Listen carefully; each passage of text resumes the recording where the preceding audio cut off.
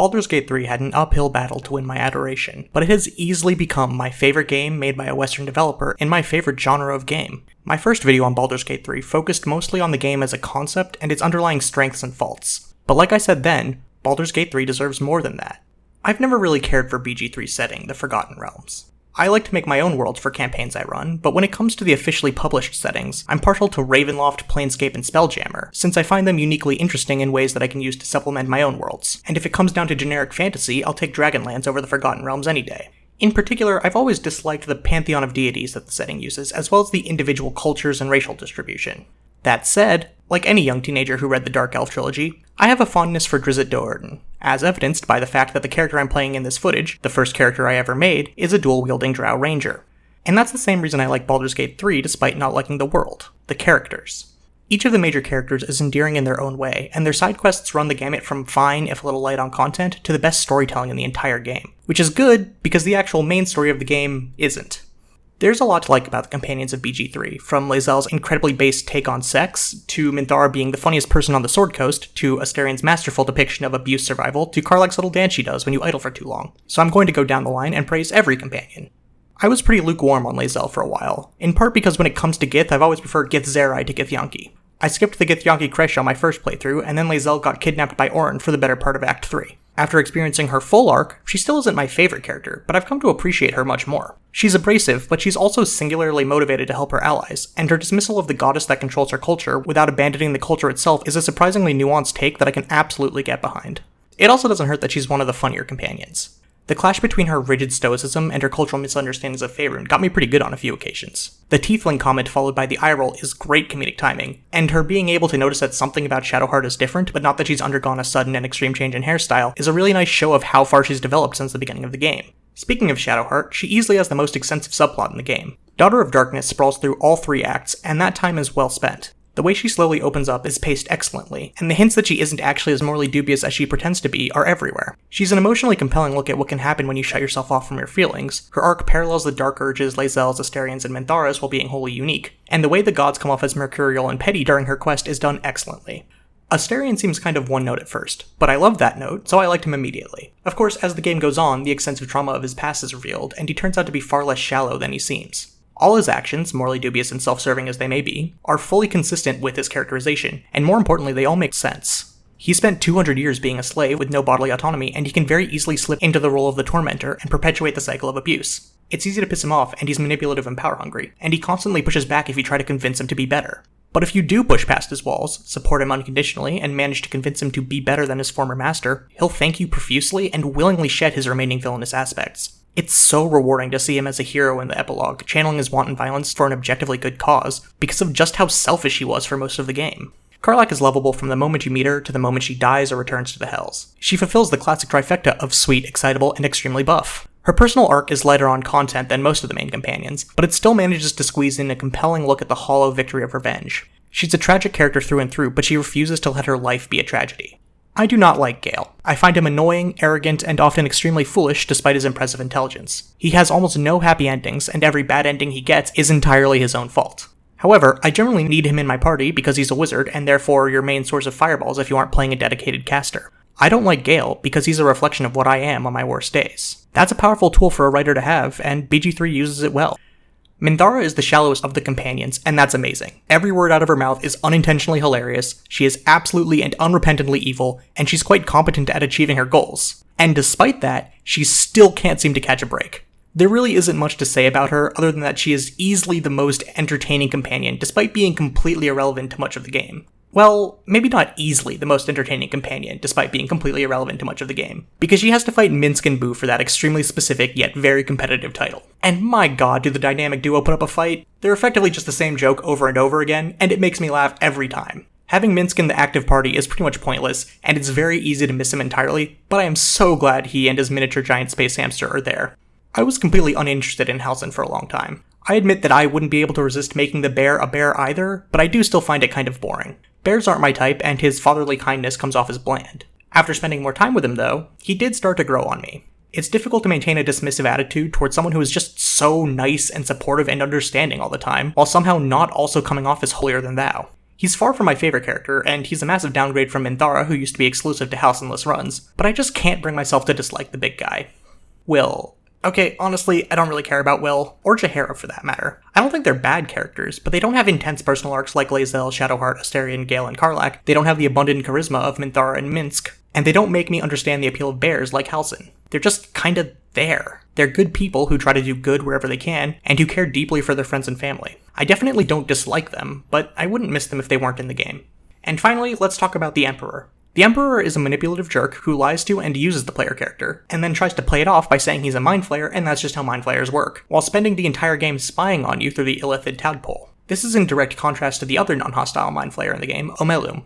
Omelum is a genuinely helpful and kind person who wants to improve the world around it, and here's the important part, it doesn't try to constantly manipulate you into becoming a mind flayer to further its personal goals. It even tries to help you remove the Illithid tadpole if you ask it to. The Emperor is interesting because he's an annoying control freak with no interest in anything other than self-preservation. He's an effective villain who would come off as sympathetic if he wasn't so selfish and unrepentantly unscrupulous. I haven't seen many other villains who can fool you into thinking they're your friend so effectively.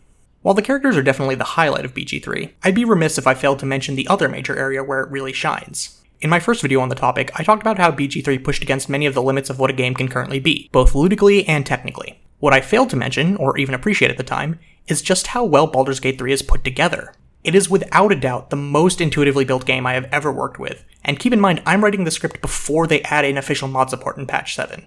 After spending years working with the hellscape of hex codes and tables of the Persona series, and the many dedicated modding tools required for various Nintendo and Sony games, Larian's simple pack system and use of XML files with very obvious labels and well-organized folders are an absolute godsend. As is the fact that the only two bespoke modding tools for BG3 are a drag-and-drop mod injector and an unpacker that can also generate unique UUIDs and explore the game files. Games are generally a pain to work with because they're built like a Jenga tower whose foundation is a house of cards. And as a game gets more complex, it requires bigger card houses and taller Jenga towers. Larian is hyper-competent both at making the card house generally unnecessary to touch, and at designing a Jenga tower that remains balanced despite rearranging many of the blocks and piling more on top.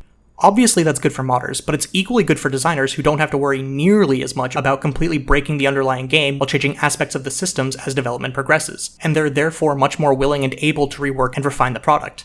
Despite all that refinement, BG3 isn't flawless, and I have some major issues and frustrations with it. Starting with the less expansive, we have two minor details about the Dark Urge. Dirge's default appearance is a white dragonborn with red scale trimmings and eyes, and an interaction they have with Quill leads to a dialogue tree that doesn't allow you to say anything entirely positive about dragonborn culture's traditional singing. The Dark Urge is a troubled individual who suffers from extreme bloodlust outside their control, and either battles their inherent evil nature or succumbs to it, and their default canonical appearance strongly calls to mind albinism. Yes, white dragonborn are a subrace, not a genetic anomaly, and red scale trimmings are a cool look for them. But the context here is pretty clearly evoking the regressive and bigoted trope of the evil albino. As for the interaction with Quill, traditional dragonborn music is throat singing, and the writers basically spend the conversation dunking on it as a concept. Throat singing is a culturally significant art form from Central Asia that is being insulted here by a Belgian-based studio. These two issues stand out because Larian is generally good at avoiding pitfalls like these, but just because they're two of the only examples of negative stereotyping and confident ignorance I found in my many hours of BG3 doesn't mean we should sweep them under the rug. Next, let's talk about the inconsistency of play in Baldur's Gate 3. I honestly have no idea what causes certain scenes to trigger. They appear to happen almost randomly, and that can be so frustrating. The two most notable examples are how the end of Gale's personal quest is so opaque that I got two radically different endings for him in back-to-back playthroughs despite roleplaying my character very similarly in both, and the rather unclear binary dialogue choice that causes Astarion to permanently leave your party at the climax of his quest if you pick the wrong one. On top of that, when the game decides to tell you of companion approval and disapproval at your actions, it feels completely arbitrary. Approval rating can increase by 1, 5, or 10 per decision, but you always get the same pop-up regardless of the magnitude of the result. It also doesn't show every companion's reaction to a choice, even if they're affected more than the ones who do show approval. Conveyance in general is pretty bad, with random terminology and statuses being thrown at you without warning or explanation. You can pretty much always figure out what the game is trying to tell you, but a lot of the time that requires you to examine an item, spell, or character. The examine option is generally portrayed as a way to view the target in question from a close-up perspective, and the definitions unobtrusively show up as icons on the side. I didn't even know what force conduit or reverberation meant until I found out by accidentally scrolling over their descriptions while looking at an item on my third or fourth playthrough. Additionally, many unique spells or abilities use the same icons as generic spells, but act differently. The difference is often slight enough that an unobservant player won't realize it exists at all, but impactful enough that it can make or break particularly grueling encounters. There are several times in the story where certain companions have large roles, but because you can only have 3 of the 10 in your party at a time, it's very easy to miss those impactful moments since there's no indication when they're going to happen. Additionally, there's no readily available system to switch out party members while exploring, instead requiring you to load into camp, go through 2 dialogue options with a character to dismiss them, while they try to convince you to keep them in your party, go through a dialogue option with a character you want to add to your party, and then load back into the overworld. And sometimes even just going to camp will advance time-sensitive sequences with no warning, so if you trigger them without the appropriate character or gear you stowed at camp to save on inventory space, you're out of luck.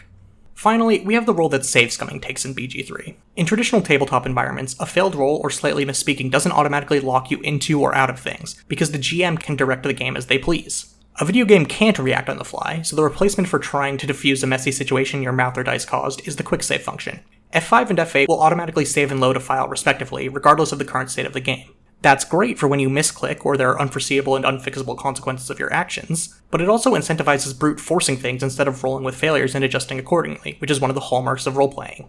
In my first Baldur's Gate 3 video, I called it an absolute achievement, and that is true. But being an achievement, being impressive, being groundbreaking, those aren't as important as I often make them out to be. I haven't played the staggering amount of Baldur's Gate 3 that I have because it's an achievement in design. I've played it that much because I enjoy it. There are several games that I didn't like but poured hours upon hours into anyway because they were good at getting me to come back to them for various reasons. Much of the time I spent playing those games was simultaneously spent complaining about them. Baldur's Gate 3 is the antithesis of that. There isn't much reason to keep you coming back once you've played it once or twice and seen most of the story. The encounters don't meaningfully change, and the story can't meaningfully change outside of its pre-planned divergences. But I keep coming back anyway, over and over. Not because it's great, but because I like it.